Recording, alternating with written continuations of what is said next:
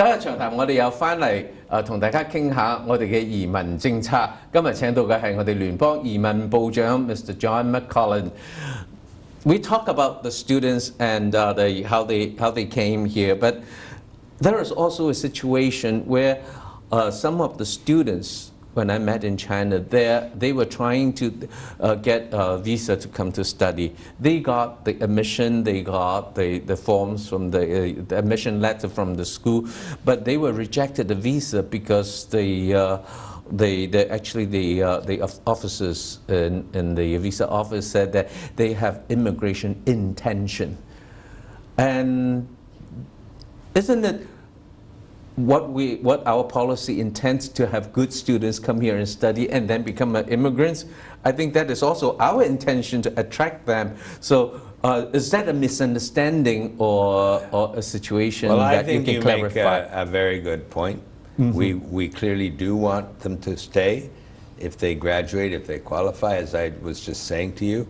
I think when they come as a student, it's supposed to be as a temporary visitor. I agree there's a bit of a contradiction there, but maybe they should just focus on their desire to be a student, and then afterwards they can apply. Yeah, they were here to study because particularly like a student who has an MBA, but because in the Chinese the system is different for him to follow his passion. Right. So his passion is to become a nurse. So he applied here to become a nurse, and he gets to he tried to get to Vancouver VCC, who has one of the best nursing program, but his visa was rejected because they said that you got an MPA already, and the reason why you want to come here to study nurse is because you have immigration intention. Well, look, I can't speak to a specific case, but I can understand that situation. My wife, who is Chinese, wanted to study art, but her father said she had to study to be an accountant. So often people don't get to study what they want because of what the parents tell them to do. Yeah. So that kind of immigration intention is also something that we wish that you could look into it. Yeah, we will look into that. Yeah, and because it is clear that we want them to stay. And we want them to be here. Yes, so we will look into that. Thank you very much. I hope the one who give me this question, you can listen to this. Our minister is telling that he's looking into it. Yes. Thank you. Okay, now there is always a big difference between each government, but it seems that your file, the immigration ministry, has a lot of different approaches, even some of the things that you have revoked after you became in government. Can you talk a little bit about and share with us what you have done as the minister that you believe that you have changed the direction of our country? There are certainly things we've changed. Start with the Citizenship Act. We say a Canadian is a Canadian, all Canadians are equal, and we don't revoke the citizenship of one class of Canadians and not another. So we have changed that. There will be no revocations of that kind anymore. We've changed the refugee policy. We've taken 3 to 4 times more refugees than the Conservatives with our Syrian policy. We've reinstated refugee health care, which the Conservatives removed. And if you look forward, one of our biggest election promises was to reduce the amount of time it took to process families to be reunited. Right now it takes 2 years, which we believe is unacceptably long, and in the fall we will be announcing a new system where the amount of processing time will be radically lower.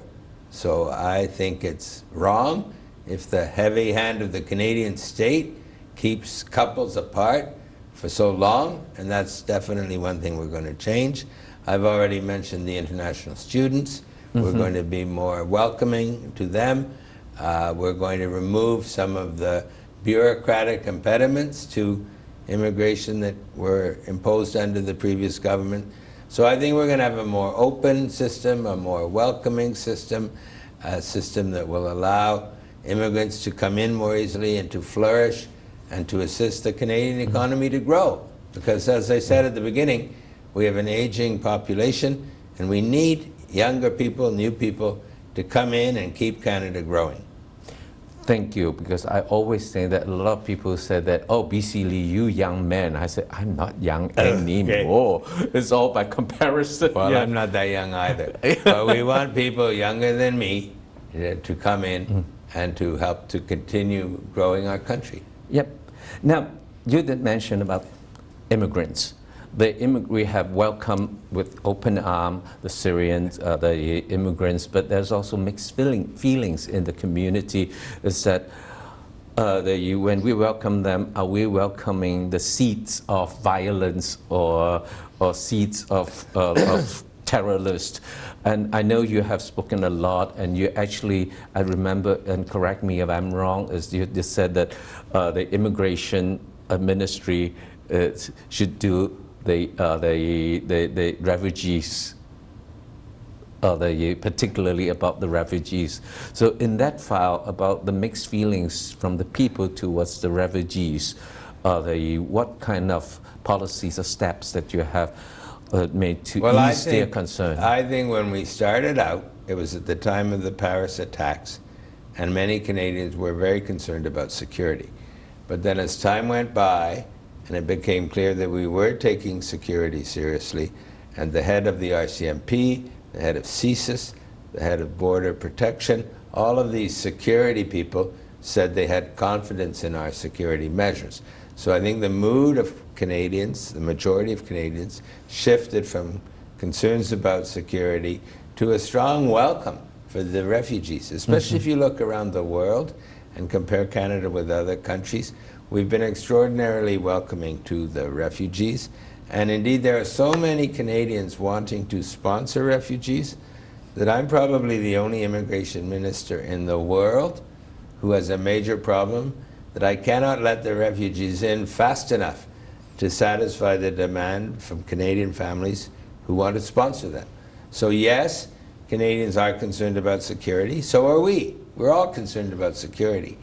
But I think we've handled that problem effectively, and I think that the great response of the majority, a big majority of Canadians, has been to welcome the refugees. Well, a lot of time people are looking at the United States, what's happening in the United States with the immigrants. Can you pinpoint something that we do differently in helping our immigrants, our refugees, to settle in and share the values that we have, instead of like in certain cases in the United States that the racist and actually put fuel into the violence. But what have we done differently that gives you that confidence? I think in part it's because of who we are. We as a country have embraced multiculturalism and diversity for decades, more so than other countries. We don't have any political party that is anti-immigration. And you see all the troubles they're having in Europe with the refugees. You see England voting to leave the European Union. You see some of those activities south of the border that you mentioned. And Canada shines out as a welcoming place for refugees. We're not the only ones. Germany, Angela Merkel has also been very welcoming, but we are one of the most welcoming countries. And I think one of the things we have done differently is that we have a privately sponsored refugee program where the refugees are not all sponsored by the government. Many are sponsored by individual families, by church groups, by mosques and others. And way back in the time when we brought in all the Vietnamese boat people, there was an outpouring of support from Canadians who wanted to bring in and help these refugees. And similarly this time around, so many Canadian families have come forward to help the Syrian refugees. So I think we have a history of multiculturalism. We had strong leadership from Justin Trudeau when he met the first plane and welcomed all the new refugees. You were there too. And I was there too. It was a touching, that was a very touching moment. scene. I was there too, but he's the Prime Minister. So he was the prime welcomer, and I think that sent a strong message around the world. When I went to Jordan, when I went to Lebanon, these little children said, oh, it was wonderful to see your Prime Minister welcome us Syrians at the airport. So if these little kids knew about it, I think many did. And so I think that also encourage Canadians to be welcoming. Well, thank you very much for sharing this, because I think the big difference now is that our welcome system comes from the grassroots and not from the government putting immigrants into certain areas. That's a really good way of putting it, because as I say, I have a problem letting in enough to satisfy this grassroots demand to support refugees. So it's very good when ordinary Canadians are behind it and they're putting pressure on us. So it's not just a top-down thing at all. So I have so many questions that I would like you to share with us, but our time is limited. So, and the last question that I have for you is something that during your very less than a year, you have been traveling around. And from what I have learned is that you held many meetings, consulting meetings, focus groups, stakeholders groups. These groups are to form your immigration policies. Can you share with us some experience, and if people who have strong feelings about what our immigration policies should look like, how do they get in touch with you? Because I think you have been traveling around the world, but also in our country, listening to people. How do we participate in that process? Okay, well, you're right. And that's what I'm doing in British Columbia now. I'm talking to you, but I'm also holding consultations with Canadians on immigration in Surrey, in Richmond, and in Vancouver. So we are consulting very broadly with all sorts of different stakeholders, with industry groups, with labor groups, with NGOs, with many different people. I've been from Newfoundland now to Vancouver, and still more provinces to go to. And we're asking Canadians, well, what do you want us to do? What's your view on immigration? How many immigrants do you think we should take in? How many should be refugees or family class or economic immigrants? And what do you think we need to do for settlement services? So it's really good. It's a way to hear the views of Canadians. And generally speaking, they say they want more immigrants, and they are conscious of the importance of good settlement services. But I think the general outcome is that. And so if people want to get involved, it's on our website. They can go to that. They can send in their written comments, because we are recording all of these discussions, and we will compile them together to get a much better understanding of where Canadians are on this subject of immigration, which is very important to our country. We're a country of immigrants, and we have to decide by November how many immigrants we want to bring into Canada next year, and possibly also the following 2 years as well. And also how to make the process more effective and efficient. Exactly. I think that's my big concern. Well, I couldn't agree with you more. And to do that, we may need some more resources to hire more people, but we're also learning how to be more efficient. And when we did the refugees, the Syrian refugees, we did it well, but we did it fast. And so we learned how to not ask questions we don't need to ask.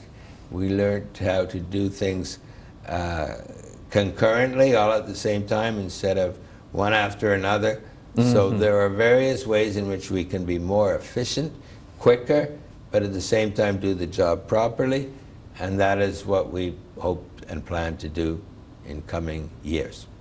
Thank you. Immigrants has always been a foundation of our country. Absolutely. And also a foundation for our future. And you have a very, very important work to do for our country. Thank you very much. Thank you. Pleasure to talk to you. Thank you. 我哋周一長談今日到此為止，我係黎伯佳 BC Lee，下次見。